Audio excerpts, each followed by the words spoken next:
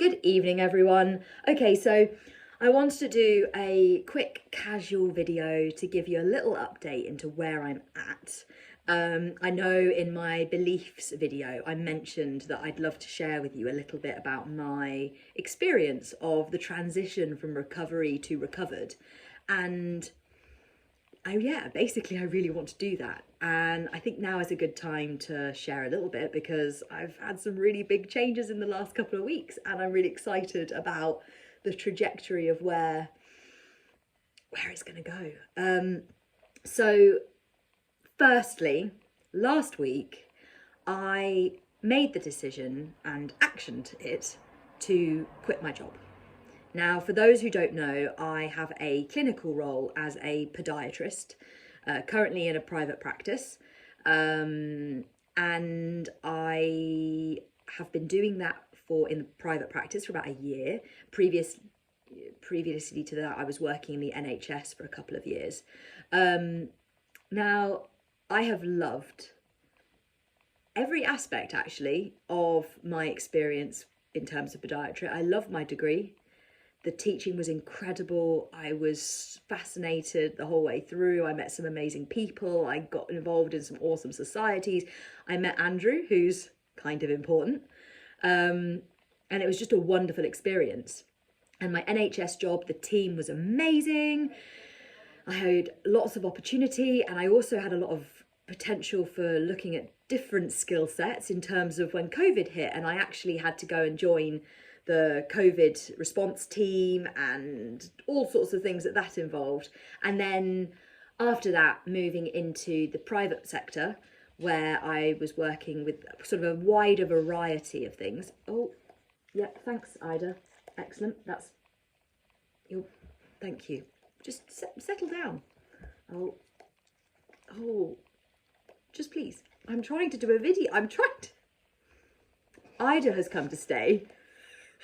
If you hadn't gathered, my mum and my sister and my mum and my sister and my dad are in the south of France, and so Ida has come to stay for 3 weeks, and we're having a great time. We really are. Not with the kisses, though. Not with the kisses. Hey? I've completely lost my train of thought thanks to you. I have. Well, not that she cares. Bless her heart, she's the cutest. Anyway, what was I saying? She's got no idea. In the private job, you're very central and you're going to be very big on people's screens there, Ida. Your head is half the screen. Sorry about this. Mild chaos on the videos, eh? Trying to be a professional YouTuber, actually, Ida. Yeah, you good. Yes, so love my private job, lots of scope of practice, but I think I've realised over the last few months that it's just not the career for me. I don't 100% know what my career path is going to be. I have an idea of the areas that I'm interested in, and actually they're kind of related to my work in the recovery community. I'm doing a master's at Nottingham University in sport and exercise medicine, and I'm really interested in REDS, which is relative energy deficit in sport, and generally just the impact that energy deficit has both in a sporting and non-sporting population. Having personally experienced it, I have that connection, and then just the impact it has in so many different ways, and how present it is in so many different areas of society. Anyway, that's where my thinking's going, and I'm excited. But I think I realised that in order to open the door to the new things that I want to pursue, I have to move away from old things. And I picked podiatry. I was halfway through recovery at the time when I started my degree, and I don't regret picking it at all. I had a wonderful time, like I said. But I think some of the key drivers for me at that time were that it was very reliable, it was a good job, it had job prospects and good work-life balance, and it was all very practical. And I think realistically, the me who made that decision is a very different me to the me that I am now. And actually now it's a lot more about excitement and passion and the things that energize me, and not needing security in the same way, not needing that kind of for everything to be planned out ahead, you know. Actually, I'm okay with the fact that I don't really know how I'm even going to get into the field of relative energy deficit. I have no idea. I'm not sure what trajectory I'm going to take. Don't know. But I know that one of the key things is going to be stepping away from podiatry. And, you know, the me that chose that couldn't have coped with this. You know, me in an energy deficit simply needed, I don't know, I just needed a plan. I really needed a plan. You know, I was living still in many ways that conveyor belt existence.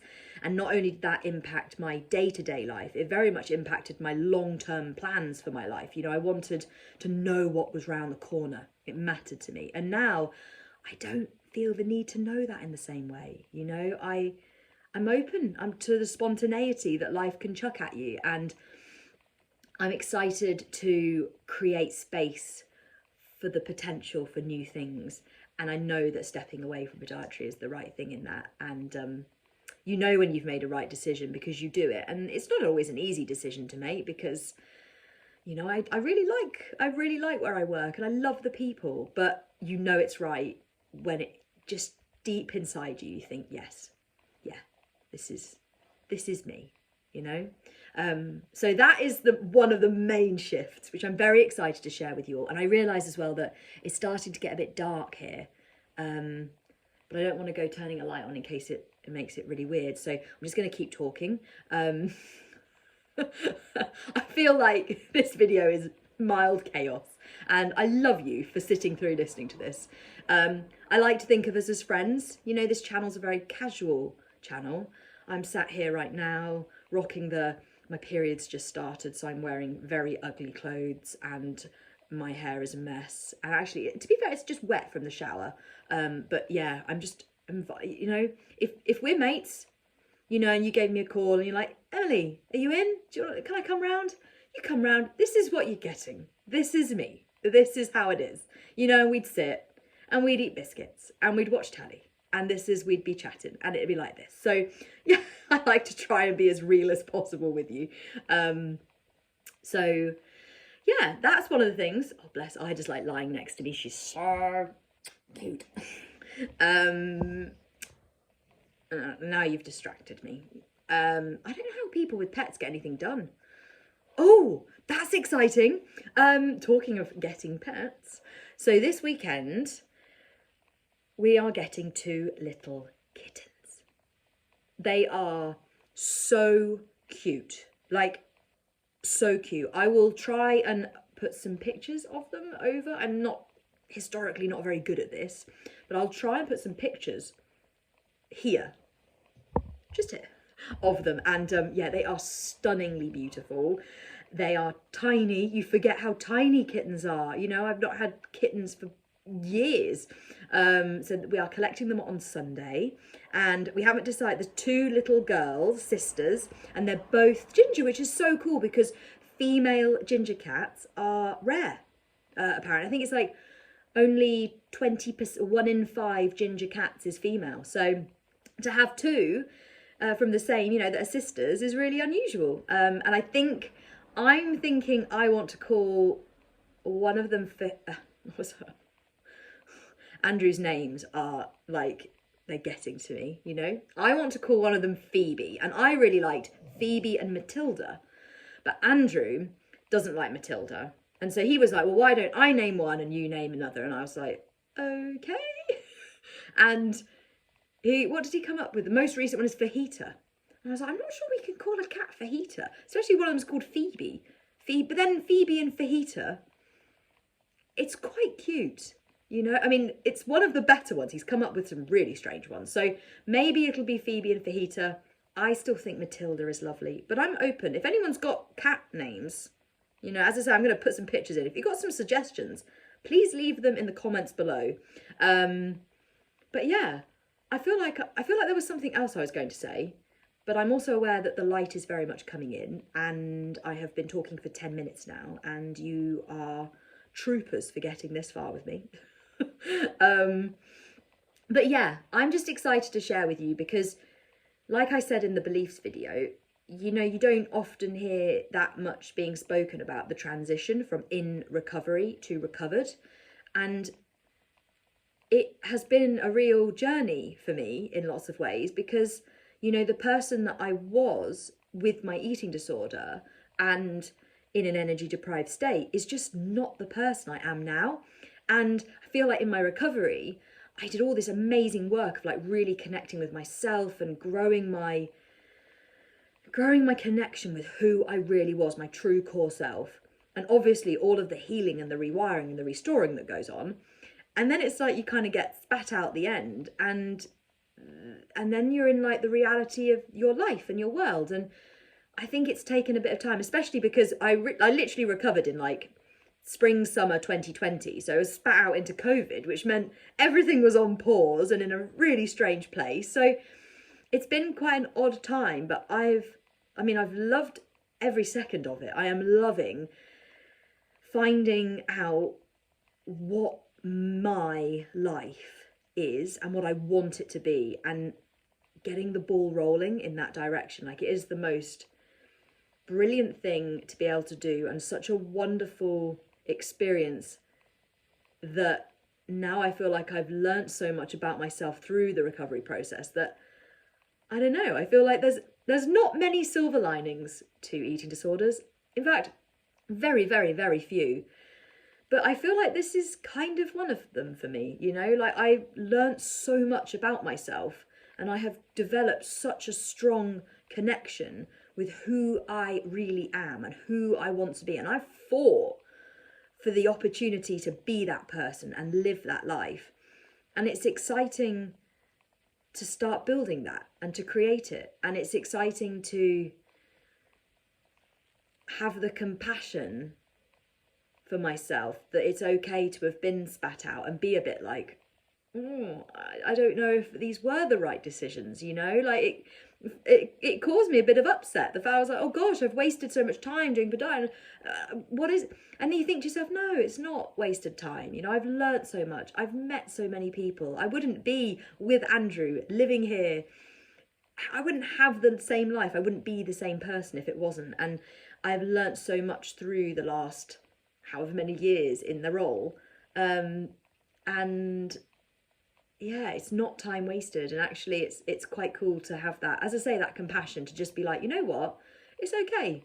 It's absolutely okay if you kind of get spat out the end a bit, and life needs some adjusting and life needs some changing, because at the end of the day, that's going to be true for the rest of my life. You know, it's never, if life is fluid, you know, it's not fixed, it's not planned, and I don't plan on it being. I love spontaneity. I love the fact that you can be who you want to be, and you can live the life you want to live, and you can change that. You know, like literally right now, I could just change. I could just be like, you know what? I'm going to become a punk rocker. I'm going to go for that. I'm going to really dive into that life. And probably not, but you know, but you can be who you want to be, and you can live the life that you want to live. And it's an exciting thing to be free enough to actually really be able to enjoy this, but then not to be the panic and the stress around it. You know, just to be able to be like, you know what? I feel compassion for the me who's got spat out the end of a long battle with an eating disorder and won, and has learnt a hell of a lot. And yeah, no, maybe everything isn't exactly as you want it to be, but okay, let's get future focused. Let's get thinking about how you want it to be different. Let's get doing stuff. You know, it's the same ethos as the recovery. You know, it's about identifying what isn't right, thinking really carefully about, you know, what the options might be to make changes, and then actioning it. You know, opening doors and putting yourself through and trying new things. And yeah, anyway, I feel like I could chat with you for ages, but we are going to lose the light eventually. And yeah, it's just really good. And it's really nice that some of you were. I realise that lots of people will not be interested in this, but I'm just going to do sporadic ones to keep you up to date, because I do think it's important. And I also really want to do some little vlogs of like recovered life as well. And I, you know, they might be a bit food related or not food related, or a mix, and because I mean that's just recovered life. But yeah, anyway, I'm talking a lot now, and I hope that wherever you are and whatever you're doing, you are having a good day. And please, if you are listening to this and you are still in recovery, use my enthusiasm about my recovered life as a motivator that it is worth it. It is so worth it. Like every single second of doubt, worry, panic, uncertainty was worth it. It was worth it. So much. I can't even put it into words. And not in like a big bravado kind of way. In a, you know, just sat chilling with my dog, having a contented chat with you guys, kind of life's simple and easy, and it's exciting, and I've got brain space and inner peace and contentment and zest, you know, zest for it all. And that you can get here. You know, you might not relate to even the possibility of feeling that way right now, but you can. You absolutely can. And you're not alone in this either. So yeah, I'm gonna go. Thank you very much for listening. What's this, 16 minutes? Woo! And it's also definitely getting dark. At this stage, I should have turned on a light. I apologise for the quality. I am gonna try and work on, I think, getting a new phone. I think that's the best way to do it. Phones are really handy for videos. Anyway, take care, and I will speak to you soon.